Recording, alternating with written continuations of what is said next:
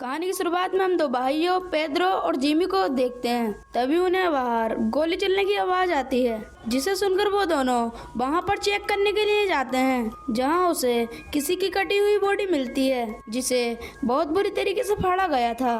फिर उन्हें चेक करने पर उस आदमी के सामान में कुछ डॉक्यूमेंट्स मिलते हैं, जिसमें उसी टाउन की एक लेडी का एड्रेस था। फिर वो उसी लेडी के पास जाते हैं। वो लेडी अपने दो बेटों के संग वहाँ पर रहती है। पेद्रो उससे कहता है कि यहाँ पर कोई आने वाला था, लेकिन वो अब नहीं आ पाएगा, वो मारा गया है। मारिया उनसे कहती है कि एक किलर मेरे बड़े बेटे यूरियल को मारने के लिए आने वाला था।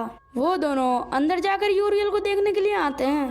वो दोनों यूरियल को देखकर चौंक जाते हैं, क्योंकि यूरियल की बॉडी बहुत बुरी तरीके से सड़कर फूल रही थी, जिसे रोटन कहा जाता है। ऐसा जैसे कि किसी डीमन ने इसे पजेस कर लिया हो, ताकि उस डीमन का बच्चा उससे जन्म ले सके।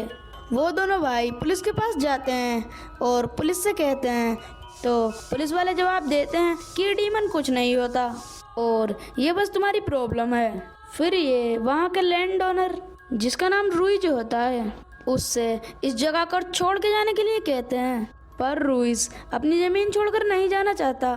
रात को रूइज अपनी प्रेग्नेंट वाइफ के संग होता है, जहां वो इसी बारे में सोच रहा था। वो तभी गन उठाकर यूरियल को मारने के लिए जाता है, पर मारियो से रोकती है कि यह गन से नहीं मरेगा और वो खुद भी मारा जाएगा। इसीलिए रूइज रुक जाता है। रूइज दोनों भाइयों से कहता है कि हम यूरियल को कहीं ले आकर उसे फेंक देंगे। तभी वो उसे चादर में लपेट के लाते हैं, पर बाहर आते ही वो चादर फट जाती है और वो कंबल में लपेटकर उसे ट्रक में चढ़ाते हैं और उसे फेंकने के लिए चल देते हैं। अब काफ़ी दूर आने पर वो उसे फेंकने का सोचते हैं, पर तभी एक बच्चा उनके सामने आ जाता है, जिसे बचाने के चक्कर में उनका ट्रक डिसबैलेंस हो जाता है, पर सभी जनों की जान बच जाती है। अब आगे उन्हें यूरियल को फेंकने के लिए एक ठीक जगह मिल जाती है। अब यूरियल उन्हें ट्रक में नहीं दिखता। फिर वो सभी शाम को अपने घर वापस आ जाते हैं। इधर रूइज भी अपने घर में होता है। अगली सुबह रूइज की वाइफ देखती है कि उनकी एक बकरी पजेस थी। रूइज अपनी गन हवा में फायर करता है, जिससे पजेस बकरी के अलावा सही बकरी वहां से भाग जाती हैं। रूइज की वाइफ कहती है कि गन का यूज मत करो, वरना अपनी पूरी फैमिली मारी जाएगी। पर वो बकरी मरने के लिए खुद उसके सामने आ जाती है और रूइज उसे उड़ा देता है और रूइज की वाइफ कुल्हाड़ी से रूइज को मार देती है। फिर वो अपने चेहरे पे जब तक कुल्हाड़ी मारती है, जब तक वो मर नहीं जाती। रात को जिमी और पेद्रो बैठे होते हैं। तभी उनके पास यूरियल का छोटा भाई आता है और उनसे बोलता है कि मेरी माँ मारिया मिसिंग हो गई है, इसीलिए मैं घर नहीं जाना चाहता। फिर दोनों भाई टाउन जाकर जिमी उनकी माँ को लेने चला जाता है और पेद्रो को अपनी एक्स वाइफ समरीना को लेने के लिए भेजता है। दरअसल समरीना ने उसे 4 साल पहले छोड़ दिया है और लियो नाम के आदमी के साथ रह रही है, जिसकी एक बेटी भी है। पेद्रो उन्हें बताता है कि उन्हें यहाँ से निकलना होगा और वो अपने पुराने कपड़े निकालकर जला देता है। पेद्रो उन्हें समझाता है कि टाउन के अंदर एक रोटन मिला है। इधर हम एक छोटी बच्ची को एक डॉग के संग देखते हैं। वो डॉग उस बच्ची पर अटैक कर देता है और उस बच्ची का गर्दन तोड़ देता है, जिसे उनका बेटा सैंडिनो देख लेता है और सबको उसके बारे में बताने लगता है। दरअसल वो डॉग पेद्रो के कपड़े चाटने की वजह से पजेस हो गया था। पेद्रो लियो को उस डॉग के पास गन ले जाने के लिए मना करता है, पर लियो उनकी नहीं सुनता और ट्रक लेकर चले जाता है। फिर वो तीनों कार लेकर निकल जाते हैं। इधर वो छोटी बच्ची अपनी मॉम से कहती है कि डैड कार लेकर घर आएंगे और समरीना को कुछ समझ में नहीं आता है। तभी लियो कार से समरीना को ठोक देता है। ये देखकर पेद्रो वहाँ से निकल जाता है। पेद्रो जिमी के पास आता है और ये अपनी मॉम को लेकर यहाँ से बाहर जाने लगते हैं। रास्ते में ये एक गेस्ट स्टेशन पे रुकते हैं। अभी पेद्रो के पास समरीना का कॉल आता है। पेद्रो दूर जाकर बात करता है और सुनता है कि फोन पर पजेस समरीना बात कर रही थी। वो कहती है कि तुम मेरे बच्चे को ले गए हो और वो कहती है कि मैं उन्हें जरूर लेने आऊंगी। पेद्रो से सुनकर फोन को फोड़ देता है और रोने लगता है।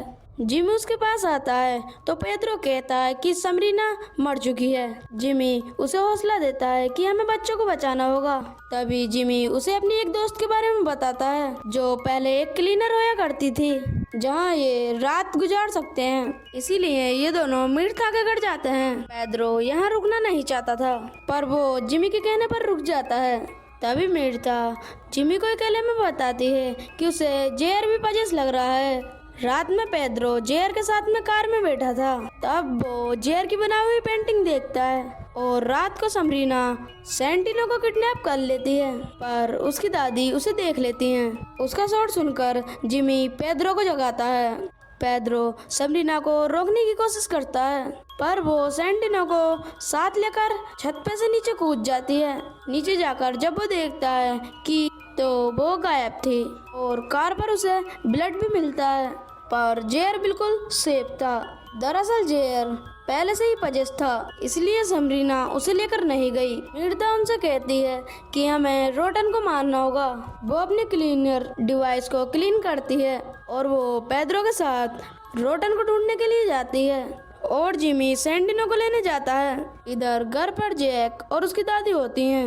इधर जिमी को समरीना मिल जाती है जिसने सेंटिनो को मार डाला था और वो कार पे लगा ब्लड सेंटिनो का ही था। समरीना उसके दिमाग का पॉपकॉर्न बनाकर उसके दिमाग को खाने लगती है। तभी जिमी गाड़ी स्टार्ट कर समरीना को पेड़ में ठोक देता है और वो खुद भी बहुत ज्यादा घायल हो जाता है। इधर जेर अपनी दादी के पास आता है पर वो एकदम सही से बात कर रहा था और उसे काफी भूख लग रही होती है। इधर ये दोनों उसी जगह पे पहुंच जाते हैं जहाँ से यूरियल गायब हो गया था। दोनों वहीं पास के एक स्कूल में जाते हैं क्योंकि मीर्था बताती है कि डीमन को बहुत ज्यादा बच्चे पसंद होते हैं। तभी स्कूल में उन्हें कुछ पजेस बच्चे दिखाई देते हैं। मीर्था पेड्रो को बताती है कि ये बच्चे हमारी कोई मदद नहीं करने वाले हैं। तभी एक और बच्चा वहाँ पर आता है और यही बच्चा था जिससे उनके ट्रक का एक्सीडेंट होने से बहुत बचा था। पेड्रो वो उससे कुछ पूछता है तो वो बच्चा चुपचाप अंदर जाने लगता है पर तभी वो बताता है कि यूरियल उन्हें टीचर के घर पे मिलेगा। तभी एक बच्ची आकर बताती है कि वो झूठ बोल रहा है, यूरियल तो मेरे घर में है। जिससे ये सभी समझ जाते हैं कि ये दोनों झूठ बोल रहे हैं और रोटन यहीं पर है। तभी उन्हें स्टेट के नीचे टीचर और पेरेंट्स की बॉडी मिलती है।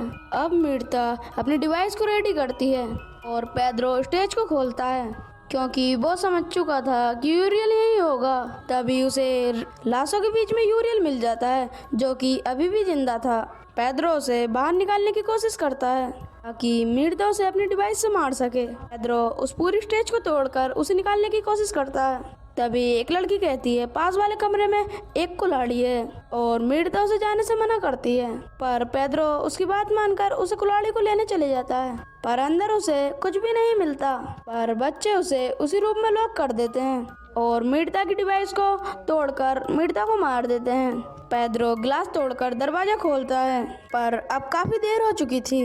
तभी यूरियल स्टेज से बाहर आता है। ये देखकर पेड्रो डिवाइस का एक पीस लेकर यूरियल के सिर में मारता है पर तभी डेविल का जन्म हो जाता है और सारे बच्चे खुश हो जाते हैं। और तभी डेविल पेड्रो के माथे पे उंगलियां फेरता है। फिर डीमन सुबह में सारे बच्चों को लेकर सूरज की तरफ बढ़ने लगता है और यही ड्राइंग जेर ने भी बनाई थी। इधर पेड्रो मीर्था के घर पहुंचता है जहां पर जिमी भी था, जहां वो दोनों जेर को साथ लेकर वापस घर आ जाते हैं। पेड्रो जेर को उसकी फेवरेट एप्पल आइसक्रीम देता है। फिर पेड्रो खुद को साफ करने के लिए नहाता है। अब भी वो उसके माथे से निशान नहीं हटता है। इधर जिमी अस्तबल में जाता है। हाँ, यूरियल का भाई अभी भी पड़ा था। अब यहाँ वो रिवील करता है कि उसकी क्लीनर ने उसी को मारा था क्योंकि उसके सर में एक आवाज उसे ऐसा करने से बोल रही थी। जिमी पूछता है तो फिर तुम्हारी माँ का क्या हुआ? फिर वो कहता है वही जो तुम्हारी माँ का हुआ। इधर आइसक्रीम खाते खाते जेर के मुंह में चम्मच फंस जाती है। पेड्रो उसके पास आकर देखता है तो उसके मुंह में बाल और खून निकलने लगता है। पेड्रो को कुछ समझ में नहीं आ रहा था। फिर फिर उसके मुंह से निकलता है उसकी माँ का नेकलेस, यानी कि जेरी अपनी दादी को खा गया था क्योंकि उसे काफी भूख लग रही थी। पेड्रो बाहर जाकर फूट फूट के रोने लगता है। तो दोस्तों ये मूवी यहीं पर खत्म हो जाती है। तो दोस्तों आपको वीडियो पसंद आई हो तो वीडियो को लाइक करके चैनल को सब्सक्राइब कर देना और बेल नोटिफिकेशन को ऑल पर सेलेक्ट कर देना। तब तक के लिए till then take care, love you, bye bye.